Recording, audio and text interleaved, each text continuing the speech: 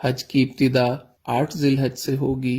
نماز فجر کے بعد غسل کریں یا وضو کریں۔ غسل کرنا افضل ہے۔ احرام باندھ لیں اور اشراق کے بعد 2 رکعت نماز ادا کریں۔ سلام پھیرتے ہی مرد حضرات سر سے کپڑا یا ٹوپی ہٹا لیں۔ حج کی نیت اس طرح کریں: یا اللہ میں حج کی نیت کرتا ہوں، آسان فرما، قبول فرما۔ مرد اونچی آواز سے اور خواتین آہستہ آواز سے تلبیہ پڑھیں۔ اب آپ پر احرام کی پابندیاں شروع ہو چکی ہیں۔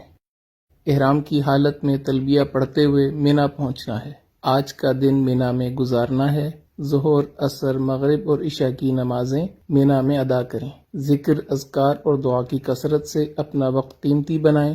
لوگوں کے ساتھ خوش اخلاقی کے ساتھ رہیں، خدمت کے ساتھ وقت گزاریں، کثرت سے تلبیہ پڑھیں، دعاؤں کا خوب اہتمام کریں، قرآن پاک کی تلاوت کریں، رات مینا میں قیام کریں۔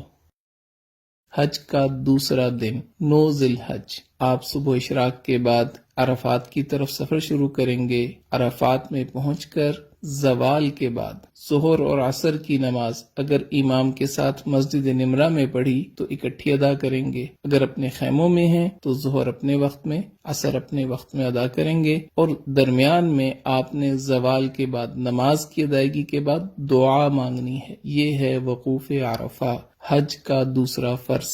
9 ذی الحج کو یہی عمل ہوگا۔ مغرب تک عرفات میں قیام کریں۔ مغرب کے بعد، مغرب سے پہلے نہیں آنا، مغرب کے بعد آپ مزدلفہ کی طرف آ جائیں گے۔ مزدلفہ میں عشاء کے وقت مغرب اور عشاء کی نماز ایک اذان اور ایک اقامت کے ساتھ ادا کرنی ہے۔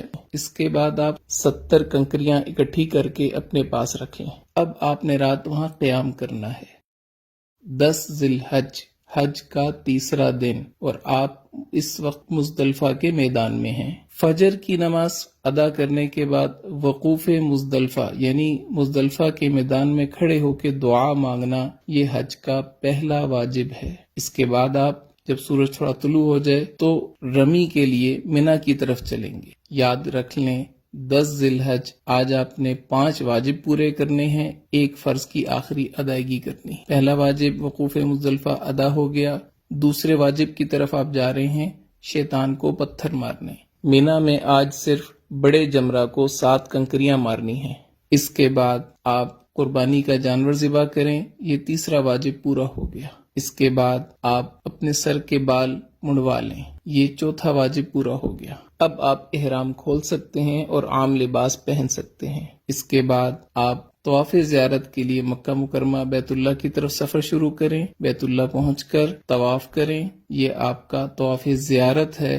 حج کا تیسرا فرض، حج کے تینوں فرض مکمل ہو گئے۔ اس کے بعد آپ نے سعی کرنی ہے، سعی حج کا 5واں واجب، یہ بھی پورا ہو گیا۔ اب آپ واپس رات کو مینا میں آ جائیں، مکہ مکرمہ میں قیام نہ کریں۔ 11 ذی الحج، حج کا چوتھا دن، مینا میں زوال کے بعد، بہتر یہ ہے کہ عصر کے بعد، تینوں جمرات کی طرف جانا ہے۔ پہلے چھوٹے جمرہ کو 7 کنکریاں مارنی ہیں اور دعا کرنی ہے، پھر درمیانے جمرہ کو 7 کنکریاں مارنی ہیں اور دعا کرنی ہے، پھر بڑے جمرہ کو 7 کنکریاں مارنی ہیں۔ اب دعا نہیں کرنی اور واپس اپنے خیمے آ جانا ہے۔ رات مینا میں قیام کریں، دعاؤں میں مشغول رہیں۔ حج کا 5واں دن، 12 ذی الحج، مینا میں زوال کے بعد تینوں جمرات کی طرف جانا ہے۔ پہلے چھوٹے جمرہ کو 7 کنکریاں مارنی ہیں اور دعا کرنی ہے، پھر درمیانے جمرہ کو 7 کنکریاں مارنی ہیں اور دعا کرنی ہے، پھر بڑے جمرہ کو 7 کنکریاں مارنی ہیں اور دعا نہیں کرنی۔ اب آپ کے پاس اختیار ہے، اگر آپ رات مینا میں قیام کرنا چاہیں تو 13 کی رمی آپ کے ذمہ ہوگی۔ اگر آپ رات قیام نہیں کرتے، آپ واپس مکہ مکرمہ اپنی بلڈنگ میں آ سکتے ہیں۔ بہتر یہ ہے کہ اپنے خیمے میں آئیں اور 13 ذی الحج کی رمی زوال کے بعد تینوں جمرات کو پتھر مارنے کے بعد مکہ مکرمہ واپس آ جائیں۔ اب صرف ایک واجب رہ گیا، طواف وداع۔ وداع یعنی رخصت ہونے والا طواف، یہ حج کا 6واں واجب ہے۔ آپ کے سارے مناسک پورے ہو گئے، 3 فرض آپ نے پورے کیے، 6 واجب آپ نے پورے کیے، آپ کا حج مکمل ہو گیا۔